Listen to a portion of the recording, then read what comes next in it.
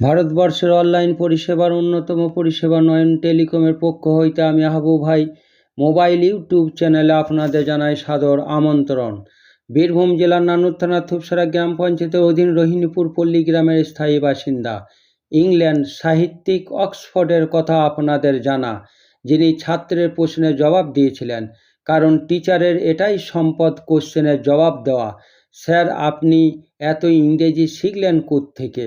Shakespeare জবাবে বলেছিলেন, আমার মায়ের কাছ হইতে। স্যার, আপনার মা নাকি প্রফেসর ছিলেন? No, my mother is illiterate but educated. মায়ের ছড়ি আমার বিদ্যা। আজকের শিরোনাম মূর্খের পরিণাম, মহাকাশ পার্ট 2।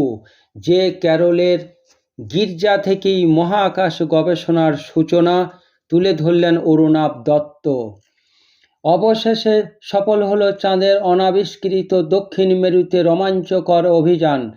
সৌজন্যে ভারতের 54 বছর বয়সী মহাকাশ গবেষণা সংস্থা ইসরো 14 জুলাই শ্রীহরিকোটার সতীশ ধাওয়ান মহাকাশ গবেষণা কেন্দ্র থেকে মহাকাশে পাড়ি দিয়েছিলেন চন্দ্রযান 3।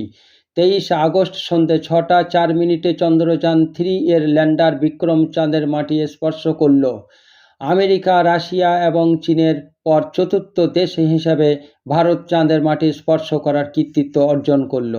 2008 সালের 22শে অক্টোবর শ্রীহরিকোটা থেকে PSLV-XL রকেটে চড়ে উড়ে গিয়েছিল চন্দ্রযান 1। সেবার চাঁদের মাটি না ছুঁয়েও চাঁদের দক্ষিণ মেরুতে জলের অস্তিত্বের প্রমাণ পেয়েছিলেন বিজ্ঞানীরা। এর আগে 2019 সালের 22 জুলাই GSLV মার্ক 3 রকেটের দ্বারা শ্রীহরিকোটা থেকে উৎক্ষেপণ করা হয়েছিল চন্দ্রযান 2কে। কিন্তু চাঁদের মাটি ছোঁয়ার কিছুক্ষণ আগে চন্দ্রযান 2 মুখ থুবড়ে পড়েছিল। ব্যর্থতা থেকে শিক্ষা নিয়ে ফিনিক্স পাখির মতো ফের উত্থান ঘটেছিল ইসরোর। ভাবলে অবাক হতে হয় যে ইসরোর চাঁদ ধরতে যাওয়ার এই যে আকাঙ্ক্ষা, তা জন্ম নিয়েছিল কেরলের সমুদ্র তীরের একটি প্রাচীন গির্জায়।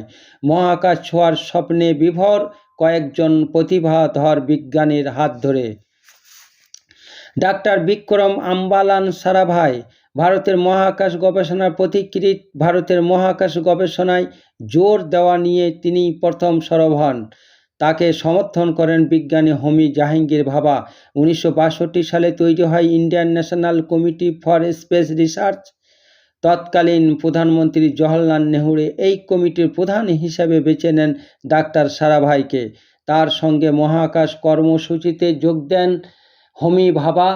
ততদিনে সারাভাই ক্যামব্রিজ পড়াশোনা শেষ করে বেঙ্গালুরু ইন্ডিয়ান ইনস্টিটিউট অফ সায়েন্সে বিজ্ঞানী CV রমনের অধীনে মহাজাগতিক রশ্মি নিয়ে গবেষণা করেছেন। আহমেদাবাদে প্রতিষ্ঠা করেছেন ফিজিক্যাল রিসার্চ ল্যাবরেটরি। মহাকাশ গবেষণার জন্য সর্বাগ্রে প্রয়োজন হয়ে পড়েছিল উপযুক্ত রকেট এবং তার অনুকূল উৎক্ষেপণ কেন্দ্র। বিক্রম সারাভাইয়ের পছন্দ ছিল কেরলের তিরুঅনন্তপুরমের কাছে থোম্বার সমুদ্রের তীরবর্তী একটি স্থান। কারণ জায়গাটা চৌম্বকীয় মধ্যরেখার কাছাকাছি বায়ুমণ্ডলের উপরের স্তরে গবেষণা চালানোর জন্য উপযুক্ত। কিন্তু সে জায়গা অধিগ্রহণ করতে গিয়ে সমস্যা দেখা দিল। সারাভাই দেখলেন মহাকাশ গবেষণা কেন্দ্র গড়ে তুলতে গেলে সেখানে বসবাসরত মৎস্যজীবীরা আশ্রয় হারাবেন। আবার সেখানকার প্রাচীন সেন্ট মেরি ম্যাগডালেন গির্জা এবং বিশপের বাসস্থান চলে যাবে গবেষণা কেন্দ্রের মধ্যে। এই দুটি কারণেই সম্ভবত স্থানীয় লোকজনের অনুমতি পাওয়া সম্ভব হবে না। তবু সারাভাই একবার চেষ্টা করে দেখার কথা ভাবলেন। একদিন গির্জায় বিশপ ফাদার পিটার বার্নার্ডো পেরেরার সঙ্গে কথা বলতে গেলেন। তিনি বিশপকে আশ্বাস দিলেন যে 1 বৎসরের মধ্যে তাদের বসবাসের জন্য সমুদ্রের ধারে একটি বিকল্প জায়গা গড়ে দেওয়া হবে।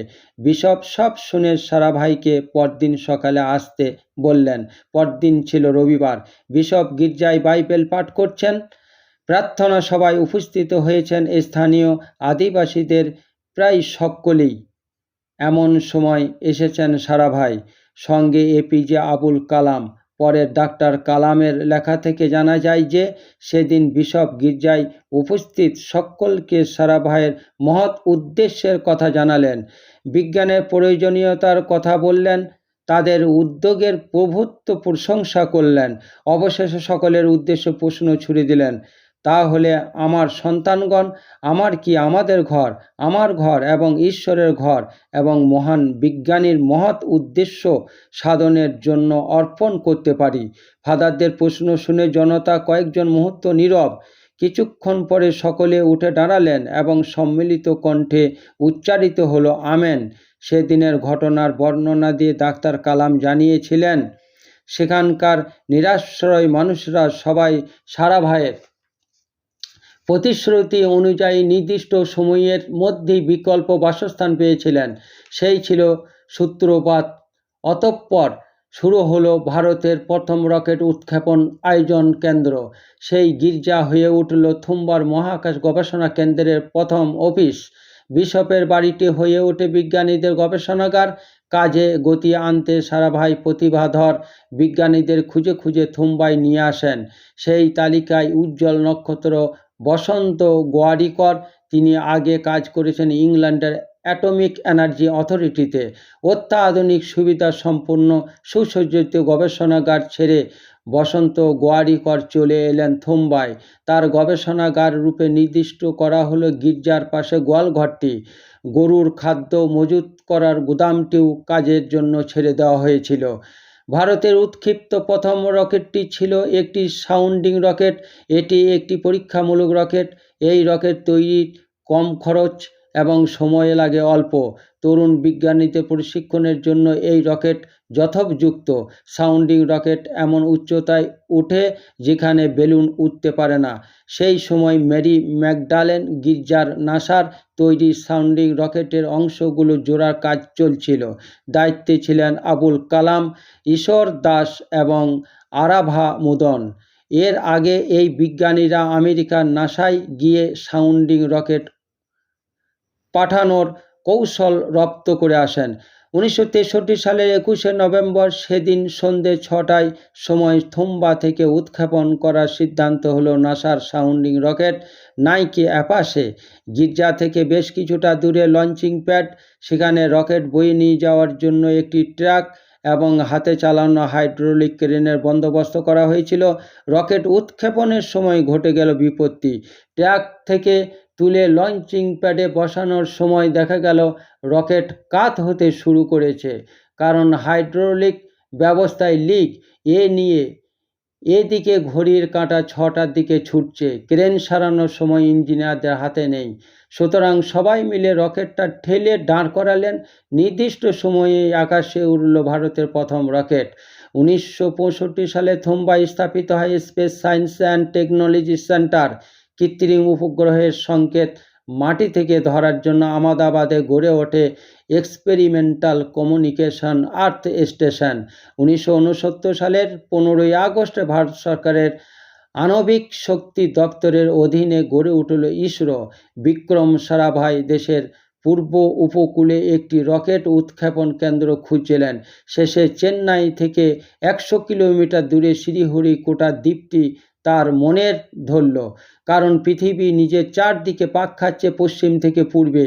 শ্রীহরিকোটা থেকে রকেট উৎক্ষেপণ করলে পৃথিবীর পূর্বমুখী গতি রকেটেরও সঞ্চারিত হবে। 1971 সালে 31 ডিসেম্বর হৃদরোগে আক্রান্ত হয়ে প্রয়াত হন বিক্রম সারাভাই। 1972 সালে ভারত সরকার মহাকাশ দপ্তর তৈরি করে ইসরোকে তার আওতায় আনে। সে বছরই বেঙ্গালুরুতে তৈরি হয় ইসরো স্যাটেলাইট সেন্টার। 1972 সালে ইসরোর চেয়ারম্যান হন সতীশ ধাওয়ান। তার নেতৃত্বে 1975 সালে উৎক্ষেপণ করা হয় ভারতের প্রথম কৃত্রিম উপগ্রহ আর্যভট্ট। এরপর আরও অনেক কৃত্রিম উপগ্রহ উৎক্ষেপণের পর চন্দ্রযান-1 ভারতের মহাকাশ অভিযানে মোড় ঘুরিয়েছে। থুম্বার গির্জা থেকে আজকের ইসরো সাউন্ডিং রকেট থেকে চন্দ্রযান-3 সব বাধা ব্যর্থতা পেরিয়ে অপ্রতিহত গতিতে ছুটছে ভারতের মহাকাশ ছোঁয়ার স্বপ্ন। Thank you so much, all the best, খোদা হাফেজ।